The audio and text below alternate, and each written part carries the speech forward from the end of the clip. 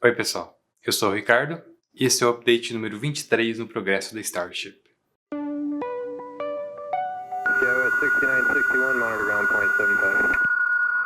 Começamos falando do complexo de lançamento. No update anterior eu fiquei devendo a análise dos destroços do SN9, então vamos lá.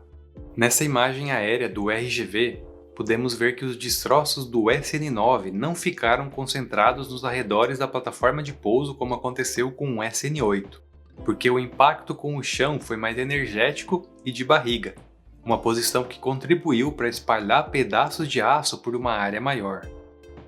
Nessa imagem do Carlos Nunes, vemos os restos mortais de pelo menos 2 dos 3 Raptors do SN9, e ela contém alguns detalhes nunca vistos antes.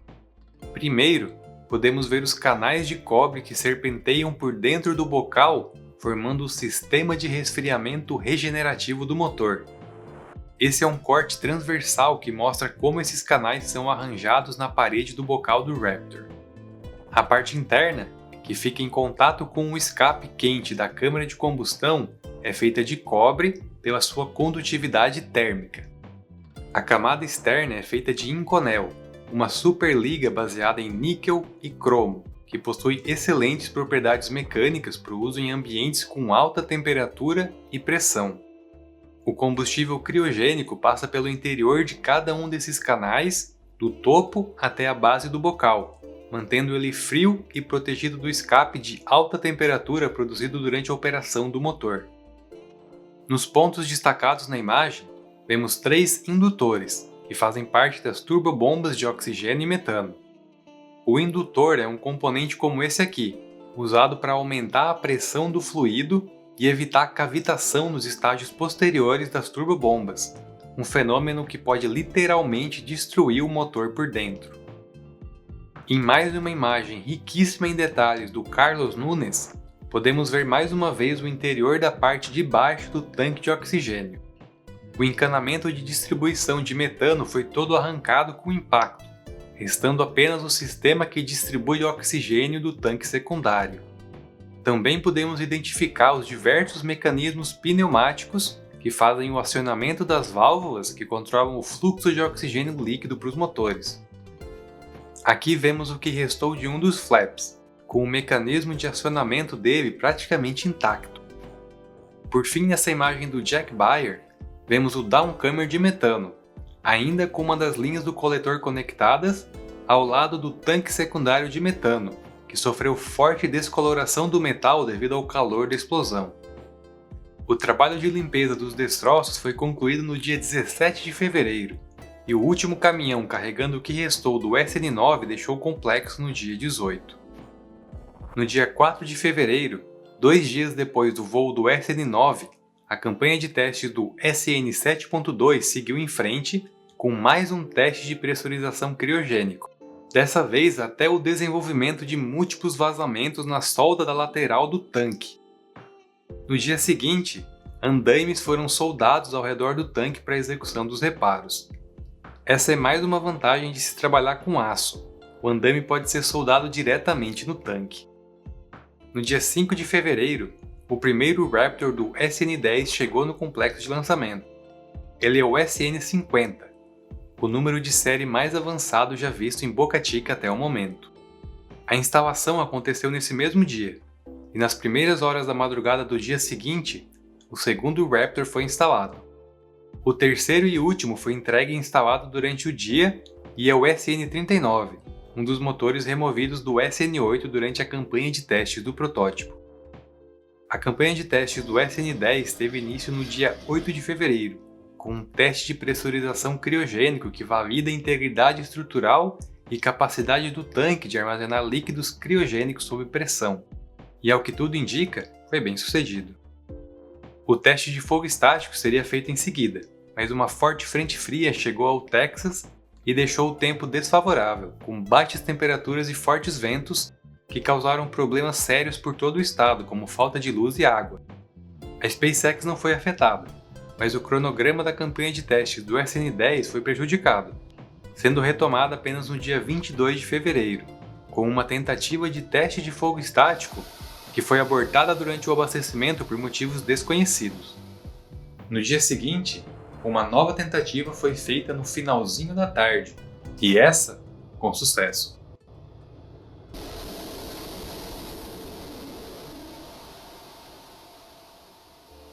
O voo deve acontecer em breve e depende apenas das condições climáticas, já que a Administração Federal de Aviação já aprovou a licença que autoriza a execução do voo. Agora vamos falar do gigantesco canteiro de obras que o complexo de lançamento se tornou durante essa pausa na campanha de testes do SN10. Tem muita coisa acontecendo ali e vai ser até um pouco difícil conseguir falar de tudo. Começamos com o que pode muito bem ser o local das fundações da torre de lançamento e integração da Starship com o Super Heavy, uma estrutura que vai ter cerca de 150 metros de altura. Em um tweet, o Elon disse que essa é a prioridade número 1 da SpaceX no momento, então faz sentido que a construção tenha sido iniciada. O local marcado nessa foto aérea do Jack Bayer é onde essa enorme perfuratriz fez os buracos que vão receber concreto armado e formar a fundação da torre, como podemos ver nessa imagem que mostra uma gaiola de vergalhão sendo descida até o interior da perfuração. Recentemente tivemos acesso a mais uma atualização da análise de impacto ambiental das operações da SpaceX em Boca Chica, com data de maio de 2020. Eu fiz a análise de um documento parecido no update número 15, então corre lá e dá uma olhada para entender melhor o que mudou nesse novo documento.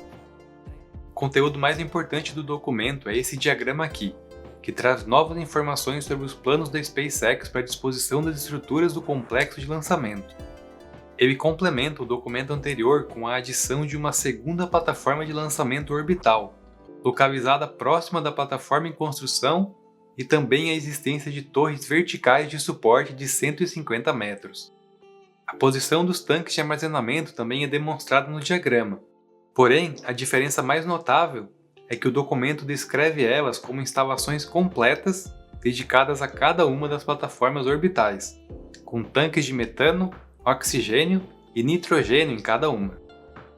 No local do diagrama onde ficariam os tanques de armazenamento da plataforma orbital, atualmente em construção, uma base de concreto retangular começou a tomar forma. Ela chamou atenção pela espessura do concreto armado usado, capaz de suportar cargas enormes. Em seguida, mais vergalhão começou a ser disposto sobre ela, formando o contorno de 4 estruturas circulares. Elas devem formar bases de concreto como essa aqui, que suporta o SN2 no complexo de fabricação, o que sugere que a primeira parte das instalações de armazenamento vai ser composta por 4 enormes tanques verticais. Nessa outra imagem aérea do RGV, vemos que a base já começou a ser expandida com mais concreto armado em ambos os lados, possivelmente para a disposição de tanques horizontais. O bunker ao lado teve as paredes e chão concluídos, e já começou a receber os diversos componentes que fazem parte do sistema de suporte no solo que ele foi construído para abrigar. Esses componentes são peças essenciais para a operação da plataforma orbital. À medida que os técnicos trabalhavam na instalação dos componentes, a estrutura era finalizada com vigas que formam os elementos estruturais finais. Depois que o teto foi posicionado, a estrutura também ganhou guarda-corpo em 3 lados, e o resultado pode ser visto nessa foto aérea do RGV. A plataforma de pouso ganhou uma segunda camada de concreto sobre a já existente, em preparação para os futuros testes de pouso da Starship e também do Super Heavy. Nessa imagem aérea podemos ver a concretagem da parte central ainda em andamento. Outra adição foi essa caixa de concreto em um dos lados, que vai abrigar um sistema automatizado de combate a incêndio. E finalmente, o lado voltado para a estrada do muro de containers começou a receber uma camada de concreto que vai terminar em um sistema de drenagem junto à rodovia, eliminando a dor de cabeça que as inundações frequentes causam ao local. Nessa imagem do dia 12 de fevereiro, vemos uma dupla de funcionários da SpaceX bombeando a água acumulada num ponto da rodovia em frente a uma das entradas. Agora vamos falar do complexo de fabricação. Começamos com esse arranjo circular de 10 pares de suportes vistos no dia 11 de fevereiro nessa imagem aérea do RGV. Eles formam um padrão circular com simetria radial, cujo diâmetro da circunferência interior se aproxima muito de 9 metros, como podemos observar comparando com os anéis próximos. No dia seguinte, essas seções pré-fabricadas de aço, de 22 toneladas cada uma, começaram a ser entregues no complexo. O que chama atenção nelas é a espessura do aço utilizado e a robustez da construção. No mesmo dia, elas começaram a ser posicionadas sobre os suportes vistos agora há pouco, como podemos ver nessa outra imagem aérea do RGV. Essa estrutura, quando estiver completa, vai ficar acima dos pilares de suporte da plataforma orbital do Super Heavy, e tem como objetivo proteger o encanamento de suporte no solo, que vai ser instalado na parte externa e aberta do escape dos 28 motores Raptor do Super Heavy. Essa outra estrutura vista no dia 25 de janeiro também parece ser parte da plataforma orbital, mas a função ou posição da mesma ainda não é conhecida. Agora vamos falar mais um pouco do domo inferior do Super Heavy BN1, já discutido brevemente no update número 21. Nessa imagem aérea da Boca Chica Gal, podemos ver em detalhes como vai ficar o arranjo dos motores e como é feita a distribuição de propelente para os motores do anel externo. Eu falo sobre isso em detalhes no update número 16, então dá um pulo lá para relembrar. Ao longo do perímetro do disco de propulsão, podemos ver 4 pares de perfurações muito similares às usadas no disco da Starship. Também podemos ver o local onde outros 4 pares de perfurações seriam feitos, o que significa que os primeiros protótipos vão usar 4 motores Raptor no anel central e a versão final usa todos os 8 espaços disponíveis. Mais abaixo, na curvatura do domo, vemos outras 5 perfurações, espaçadas com a mesma distância uma das outras. Nessa outra imagem do RGV, temos esse domo já encaixado com as paredes do tanque, e também o anel externo com 20 buracos, que é o número exato de motores previstos. Agora, com base nessas duas imagens, podemos deduzir como vai ser feita a distribuição de propelentes para os motores dos anéis interno e externo.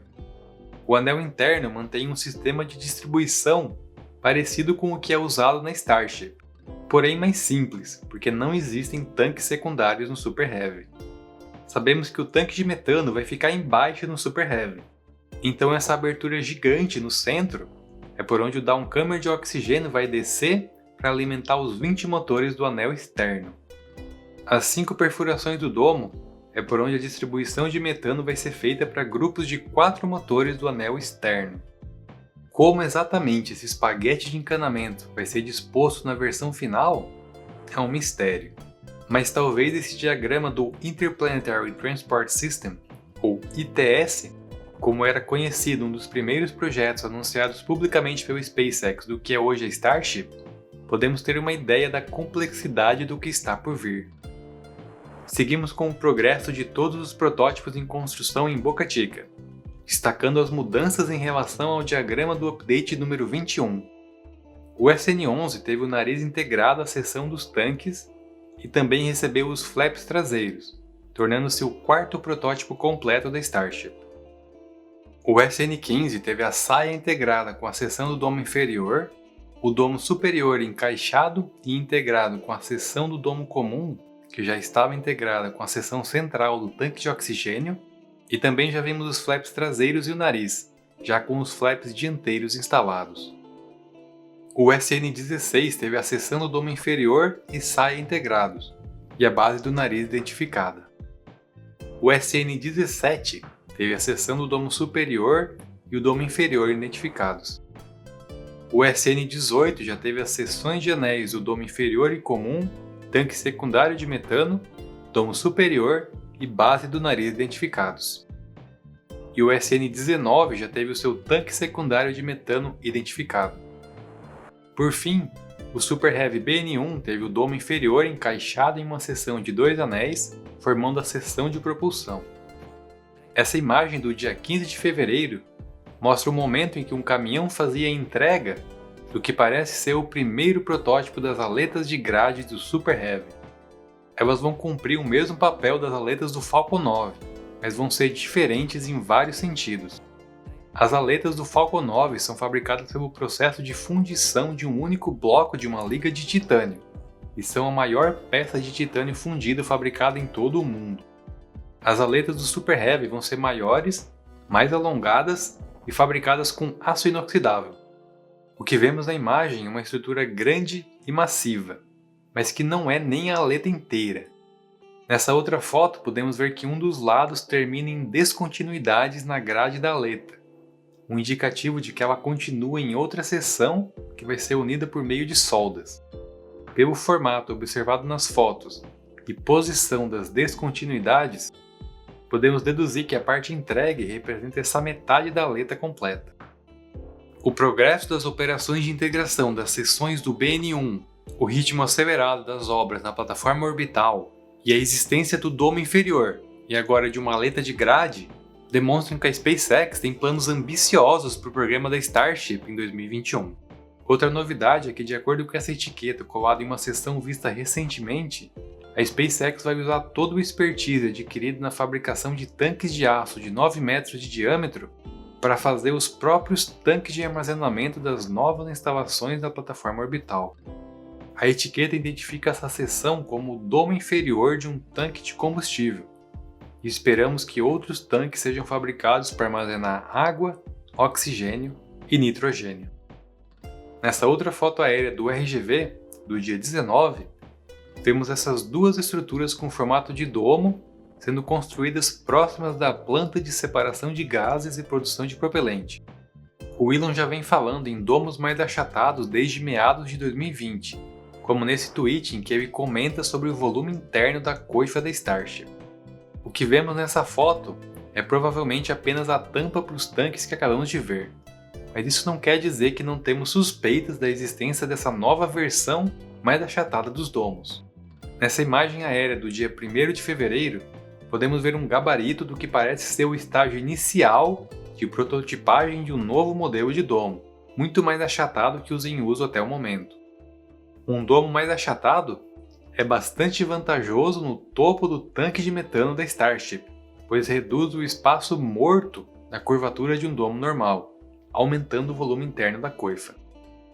Os trabalhos no galpão alto avançaram para a próxima etapa com a remoção dessa escadaria que ia do chão até o topo da estrutura. Isso significa que já devem existir elevadores no interior que permitem acesso ao piso no alto dele, que vai abrigar um guindaste e também o bar com vista panorâmica do complexo, que já foi mencionado pelo Elon.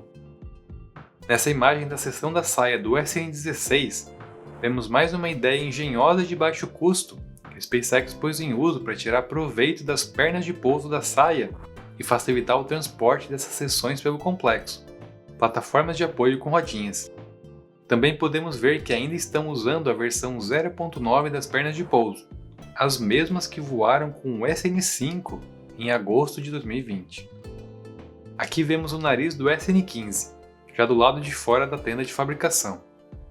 Essa estrutura de metal do lado esquerdo dele é um gabarito usado para alinhar corretamente as perfurações necessárias para a instalação das coberturas aerodinâmicas e flaps. Reparem também que falta a ponta do nariz.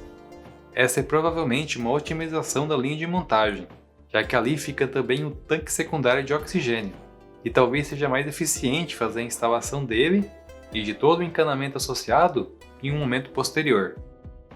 A falha no pouso do SN9 deixou muita gente preocupada com a falta de confiabilidade durante a ignição dos Raptors. Uma coisa que tem que ficar bem clara é que o Raptor ainda é um motor em desenvolvimento, que a cada número de série sofre melhorias incrementais. Quando a Starship carregar as primeiras pessoas a bordo, o Raptor vai ser um motor muito mais maduro e com centenas de horas de testes acumuladas. Todo motor produzido é testado em plataformas horizontais como essa aqui, onde podemos ver 2 Raptors nas instalações da SpaceX em McGregor. No detalhe, vemos as obras em andamento para a construção de mais uma plataforma como essa. Ou seja, a produção e teste de motores Raptor vai crescer bastante nos próximos meses.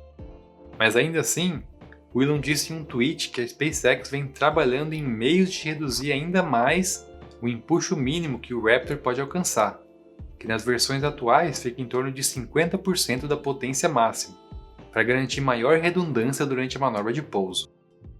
Finalizamos com esse trecho de um programa do Sandy Munro, que é um nome bem conhecido de quem acompanha a Tesla, onde ele fala um pouco sobre uma visita recente que ele fez em Boca Chica para entrevistar o Elon Musk, e foi convidado para participar de uma reunião de validação de projeto entre o Elon e os engenheiros da SpaceX.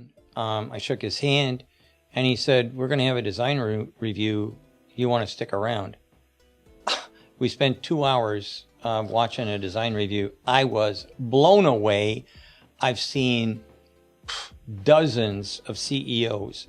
I've never seen a CEO ever, or a president, that knew more about the product, that knew the details of a product, that could bring an idea and discuss it not just in, grandiose hand-waving kind of, but hey, let's use this formula and rattle off a formula, or rattle off a material, or rattle off a process that is kind of obscure unless you're like a detail engineer. I was blown away by that, and that kind of stuff, like I say, you don't see